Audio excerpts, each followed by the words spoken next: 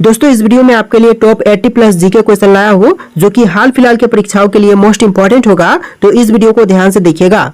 देखिए इस वीडियो में आपका पहला सवाल है, भारतीय राष्ट्रीय ध्वज का सफेद रंग किसे दर्शाता है। दोस्तों भारतीय राष्ट्रीय ध्वज में जो सफेद रंग होती है यह दर्शाती है शांति को। ऑप्शन नंबर बी सही जवाब रहेगा, शांति को दर्शाती है राष्ट्रीय ध्वज में सफेद रंग। चलिए अगला सवाल है, संविधान में भारत का नया नाम क्या दिया गया है। देखिए संविधान में भारत का नाम क्या दिया गया है, तो यह हो जाएगा ऑप्शन नंबर सी भारत अथवा इंडिया, दो नाम दिए गए हैं। ऑप्शन नंबर सी आपका सही जवाब है। चलिए अगला सवाल है, ओणम किस राज्य का प्रसिद्ध त्योहार है। देखिए जो ओणम है यह प्रसिद्ध त्योहार हो जाएगा केरल राज्य का। ऑप्शन नंबर बी सही जवाब रहेगा, केरल का जो प्रसिद्ध त्योहार है यह ओणम हो जाएगा। चलिए क्वेश्चन नंबर 4 है, भारत में जीएसटी लागू करने का सुझाव किसने दिया था। देखिए भारत में जीएसटी लागू करने का सुझाव देने वाले इनमें से हो जाएंगे विजय केलकर समिति। ऑप्शन नंबर सी सही जवाब रहेगा, विजय केलकर समिति।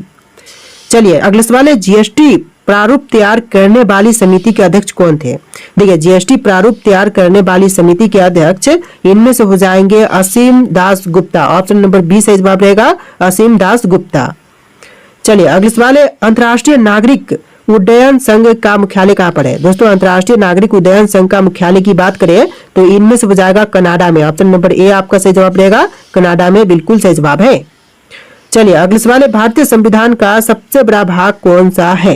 दोस्तों भारतीय संविधान का सबसे बड़ा भाग इनमें से हो जाएगा भाग 5। ऑप्शन नंबर बी सही जवाब रहेगा, भाग 5 जो कि भारतीय संविधान का सबसे बड़ा भाग है। चलिए अगला सवाल है, लिटिल मास्टर के नाम से कौन प्रसिद्ध है। देखिए लिटिल मास्टर के नाम से प्रसिद्ध इनमें से हो जाएंगे Sunil Gavaskar. Option number B सही जवाब रहेगा, सुनील गावस्कर। चलिए क्वेश्चन नंबर 9 है, दिल्ली भारत की राजधानी कब बनी। तो दिल्ली जो है भारत की राजधानी बनी थी 1911 में। ऑप्शन नंबर बी सही जवाब रहेगा, 1911 में दिल्ली जो है भारत की राजधानी बनी थी। चलिए अगला सवाल है, कुष्ठ निवारण दिवस निम्न में से किससे संबंधित है। देखिए कुष्ठ निवारण दिवस जो है इनमें से संबंधित है 30 जनवरी से। ऑप्शन नंबर ए सही जवाब रहेगा, 30 जनवरी से संबंधित है कुष्ठ निवारण दिवस। अगला सवाल देखिए, भारत का राष्ट्रीय गीत वंदे मातरम कब अपनाया गया था। तो भारतीय राष्ट्रीय गीत है वंदे मातरम, इसको अपनाई गई थी 1947 में। ऑप्शन नंबर बी सही जवाब रहेगा, 1947 में। चलिए क्वेश्चन नंबर 12 है, दल बदल निरोध अधिनियम कब पारित हुआ था। तो दल बदल निरोध अधिनियम को पारित किया गया था 1985 में। ऑप्शन नंबर सी सही जवाब है, 1985 में। चलिए क्वेश्चन नंबर 13 है, संविधान सभा की प्रारूप समिति के अध्यक्ष कौन थे। देखिए संविधान सभा की प्रारूप समिति के अध्यक्ष इनमें से हो जाएंगे option number C doctor Bhimrao Ambedkar, यानी कि आपका सही जवाब ऑप्शन नंबर सी रहेगा, डॉक्टर भीमराव अंबेडकर। चलिए अगला सवाल है, जीएसटी पंजीकरण में कितने अंक होते हैं। देखिए जीएसटी पंजीकरण में अंकों की संख्या होती है टोटल 15। ऑप्शन नंबर सी से जवाब है 15 संख्या होती है। चलिए अगला सवाल है, भारत में जीएसटी का प्रस्ताव कब लाया गया था। तो जीएसटी का प्रस्ताव जो है भारत में आया था 2000 में। ऑप्शन नंबर बी से जवाब रहेगा, सन 2000 में। चलिए अगला सवाल देखते हैं, भारतीय राष्ट्रीय ध्वज का ऊपरी रंग कौन सा है। देखिए भारतीय राष्ट्रीय ध्वज का ऊपरी रंग इनमें से हो जाएगा केसरिया। ऑप्शन नंबर ए से जवाब रहेगा, केसरिया। चलिए अगला सवाल देखते हैं, राष्ट्रीय गीत वंदे मातरम को किसने लिखा था। तो राष्ट्रीय गीत वंदे मातरम को लिखने वाले इनमें से हो जाएंगे बंकिम चंद्र चट्टोपाध्याय। ऑप्शन नंबर ए से जवाब रहेगा, बंकिम चंद्र चट्टोपाध्याय, जिन्होंने भारतीय राष्ट्रीय गीत वंदे मातरम की रचना की थी। देखिए क्वेश्चन नंबर 18 है, हिंदी को भारत की राजभाषा के रूप में कब स्वीकृत किया गया। देखिए हिंदी को जो है राजभाषा के रूप में स्वीकृत किया गया था 14 सितंबर 1949 के दिन, यानी कि आपका right answer option number C रहेगा, 14 सितंबर 1949। देखिए अगला सवाल है, केंद्रीय गन्ना अनुसंधान संस्थान कहाँ पर स्थित है। दोस्तों केंद्रीय गन्ना अनुसंधान संस्थान की बात करें तो यह है कोयम्बटूर में। ऑप्शन नंबर बी से जवाब रहेगा, कोयम्बटूर में। चलिए अगला सवाल है, अंतर्राष्ट्रीय महिला दिवस किस तिथि को मनाया जाता है। देखिए अंतर्राष्ट्रीय महिला दिवस जो है यह मनाई जाती है 8 मार्च के दिन। ऑप्शन नंबर बी से जवाब रहेगा, 8 मार्च के दिन। चलिए क्वेश्चन नंबर 21 है, राजघाट किस महान नेता की समाधि स्थल है। तो राजघाट जो है यह समाधि स्थल इनमें से हो जाएंगे महात्मा गांधी की। ऑप्शन नंबर बी से जवाब रहेगा, महात्मा गांधी की। चलिए अगला सवाल है, विश्व का सबसे बड़ा समुद्री तट वाला देश कौन सा है। देखिए सबसे बड़ा समुद्री तट वाला देश इनमें से हो जाएगा ऑप्शन नंबर का सी, कनाडा। आपका right answer option number C रहेगा, कनाडा। देखिए अगला सवाल है, जीएसटी दिवस कब मनाई जाती है? तो जीएसटी दिवस जो है यह मनाई जाती है 1 जुलाई के दिन। ऑप्शन नंबर बी सही जवाब रहेगा, 1 जुलाई के दिन। चलिए क्वेश्चन नंबर 24 है, जीएसटी चोरी पर कितने वर्षों की सजा का प्रावधान है? देखिए जीएसटी चोरी पर जो है टोटल 5 वर्ष की सजा का प्रावधान है। ऑप्शन नंबर बी आपका सही जवाब रहेगा, 5 वर्ष। चलिए क्वेश्चन नंबर 25 है, सिंधी भाषा को संविधान की 8वीं अनुसूची में कब जोड़ा गया था? तो सिंधी भाषा को जो है 8वीं अनुसूची में जोड़ा गया था 1978 में। ऑप्शन नंबर सी सही जवाब है, 1978। चलिए अगला सवाल है, इंदिरा गांधी राष्ट्रीय कला केंद्र की स्थापना कब हुई थी? तो इंदिरा गांधी राष्ट्रीय कला केंद्र की स्थापना हुआ था 1986 में। ऑप्शन नंबर बी सही जवाब रहेगा, 1986 में। देखिए अगला सवाल है, भारतीय संविधान के किस संशोधन द्वारा जीएसटी लागू किया गया? तो भारतीय संविधान के जो संशोधन हुआ था 101 उसके तहत जो है जीएसटी लागू किया गया था। ऑप्शन नंबर सी आपका सही जवाब रहेगा, 101।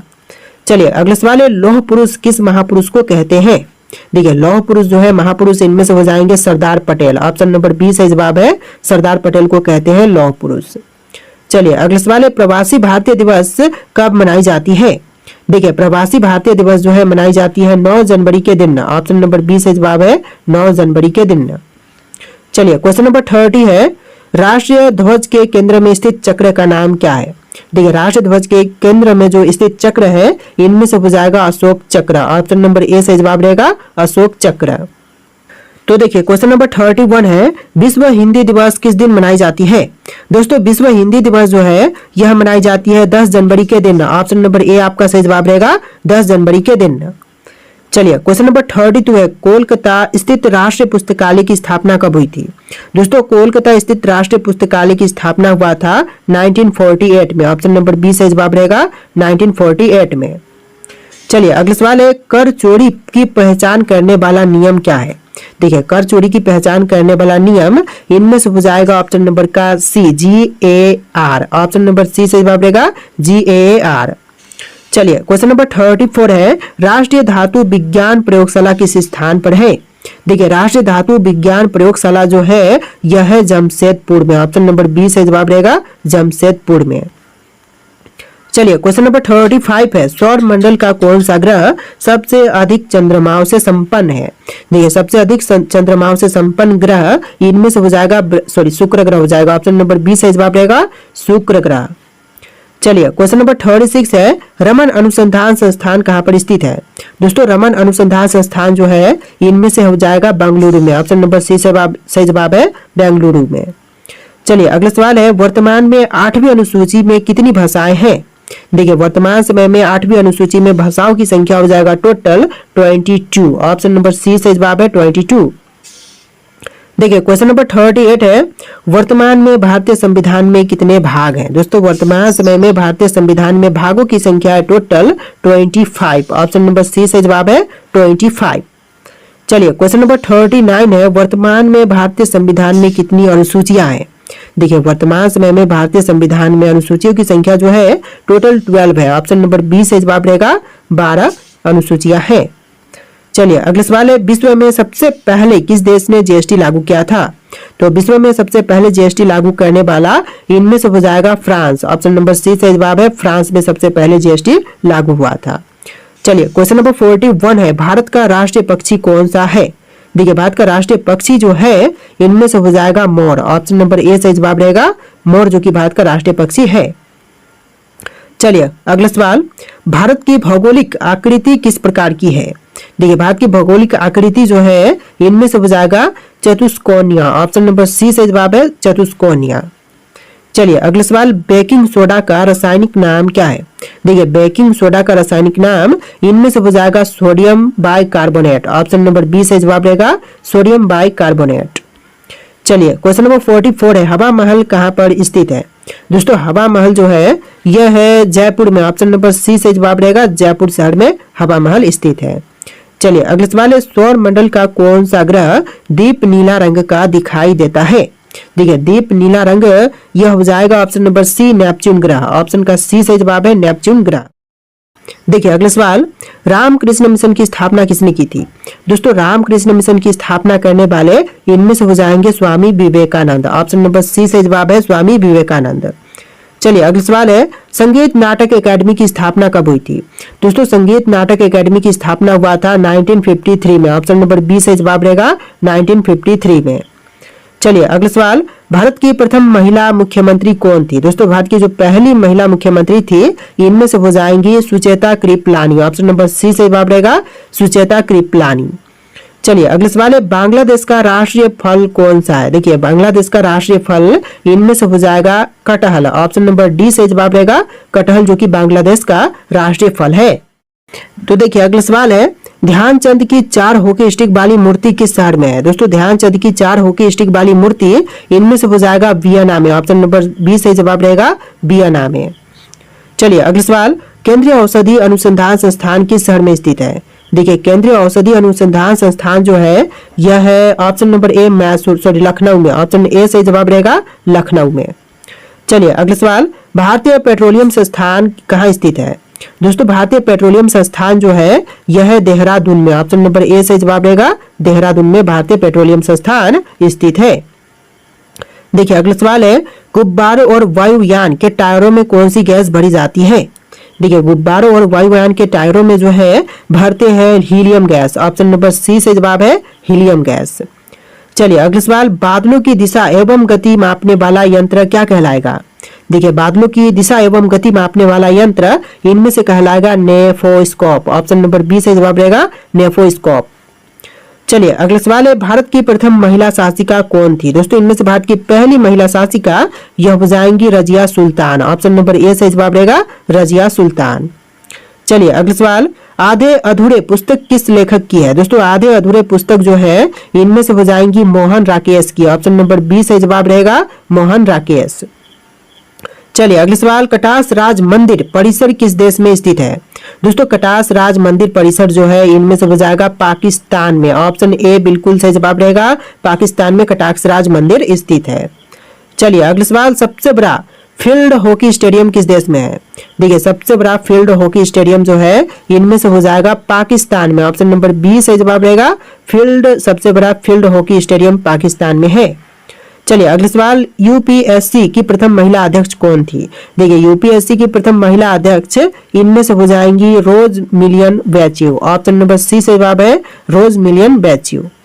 चलिए अगला सवाल, केंद्रीय चमड़ा अनुसंधान संस्थान कहाँ पर स्थित है? दोस्तों केंद्रीय चमड़ा अनुसंधान संस्थान जो है यह है चेन्नई में। ऑप्शन नंबर सी से जवाब रहेगा चेन्नई में। चलिए अगला सवाल, ग्रामीण बैंक के संस्थापक कौन है? दोस्तों ग्रामीण बैंक के संस्थापक इनमें से हो जाएंगे prof Mohammad Yunus. Option number D से जवाब रहेगा प्रो मोहम्मद यूनुस। चलिए अगला सवाल है, श्रीलंका का सबसे बड़ा शहर कौन सा है? देखिए श्रीलंका में सबसे बड़ा शहर यह हो जाएगा कोलंबो। ऑप्शन नंबर बी से जवाब रहेगा कोलंबो, जो कि श्रीलंका का सबसे बड़ा शहर है।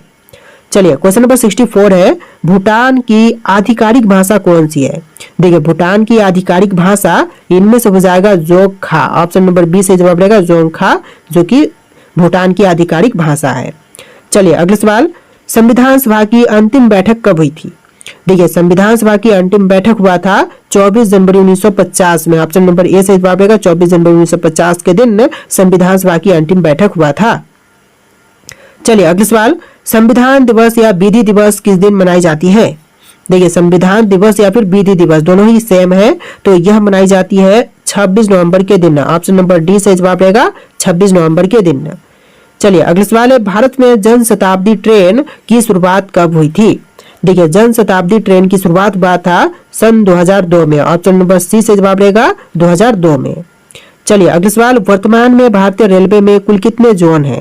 देखिए वर्तमान समय में भारतीय रेलवे में जोनों की संख्या हो जाएगा टोटल 18। ऑप्शन नंबर बी से जवाब रहेगा टोटल 18 जोन है भारतीय रेलवे में। चलिए अगला सवाल है, भारतीय संविधान के निर्माण में कुल कितने समय लगा था? तो देखिए भारतीय संविधान के निर्माण में टोटल समय लगा था 2 वर्ष 11 महीने और 18 दिन का। ऑप्शन नंबर बी से जवाब रहेगा 2 वर्ष 11 महीने और 18 दिन। चलिए अगले सवाल है, पृथ्वी प्रति मिनट लगभग कितनी दूरी तय करती है।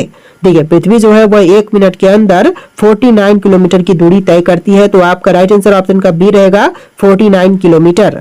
तो देखिए क्वेश्चन नंबर 71 है, सौर मंडल का जन्मदाता किसे कहते हैं। दोस्तों सौर मंडल का जन्मदाता जो है इनमें से कहते हैं सूर्य को। ऑप्शन नंबर बी सही जवाब रहेगा, सूर्य को कहते हैं सौर मंडल का जन्मदाता। चलिए अगले सवाल है, सौर मंडल का सबसे छोटा ग्रह कौन सा है। देखिए सौर मंडल का सबसे छोटा ग्रह इनमें से हो जाएगा बुध। ऑप्शन नंबर बी सही जवाब रहेगा, बुध ग्रह जो कि सौर मंडल में सबसे छोटा ग्रह है। चलिए अगले सवाल है, भारत आने वाला पहला अंग्रेज कौन था। तो भारत में आने वाला पहला अंग्रेज इनमें से हो जाएगा captain Hawkins. Option number B से जवाब रहेगा कैप्टन हॉकिंस। चलिए क्वेश्चन नंबर 74 है, हिडकल बांध किस नदी पर स्थित है। तो हिडकल बांध जो है यह है घटप्रभा नदी पर। ऑप्शन नंबर ए आपका सही जवाब रहेगा, घटप्रभा नदी पर। देखिए क्वेश्चन नंबर 75 है, नक्शा बनाने वाला पहला देश कौन सा था। देखिए नक्शा बनाने वाला जो पहला देश था इनमें से हो जाएगा सुमेरिया। ऑप्शन नंबर बी से जवाब रहेगा सुमेरिया, जिसने सबसे पहले नक्शा बनाया था। चलिए अगला सवाल, कन्हा राष्ट्रीय उद्यान किस राज्य में स्थित है। दोस्तों कन्हा राष्ट्रीय उद्यान की बात करें तो यह है मध्य प्रदेश में। ऑप्शन नंबर ए से जवाब रहेगा, मध्य प्रदेश में कन्हा राष्ट्रीय उद्यान स्थित है। चलिए क्वेश्चन नंबर 77 है, भारत का पहला मोबाइल एटीएम किस बैंक ने शुरू किया था। देखिए भारत का पहला मोबाइल एटीएम शुरू करने वाला बैंक इनमें से हो जाएगा ICICI bank. Option number C आपका सही जवाब रहेगा। चलिए अगला सवाल है, महानदी पर स्थित प्रमुख बांध कौन सा है। देखिए महानदी पर स्थित जो प्रमुख बांध है इनमें से हो जाएगा हीराकुंड बांध। ऑप्शन नंबर बी से जवाब रहेगा हीराकुंड बांध। चलिए अगला सवाल देखते हैं, अलमट्टी बांध किस नदी पर स्थित है। दोस्तों अलमट्टी बांध जो है यह है कृष्णा नदी पर। ऑप्शन नंबर सी आपका सही जवाब रहेगा, कृष्णा नदी पर। चलिए अगला सवाल है, सुंदरबन राष्ट्रीय उद्यान किस राज्य में स्थित है। दोस्तों सुंदरबन राष्ट्रीय उद्यान इनमें से कौन से राज्य में है, आपके ऑप्शन है यहाँ पर। इनमें से राइट आंसर आप लोग कमेंट कीजिएगा। और इस वीडियो में टोटल 80+ जीके क्वेश्चन थे। आपको वीडियो कैसा लगा कमेंट कीजिएगा और इस वीडियो को लाइक करके चैनल को सब्सक्राइब कर लीजिएगा। चलिए फिर मिलते हैं एक नए वीडियो में।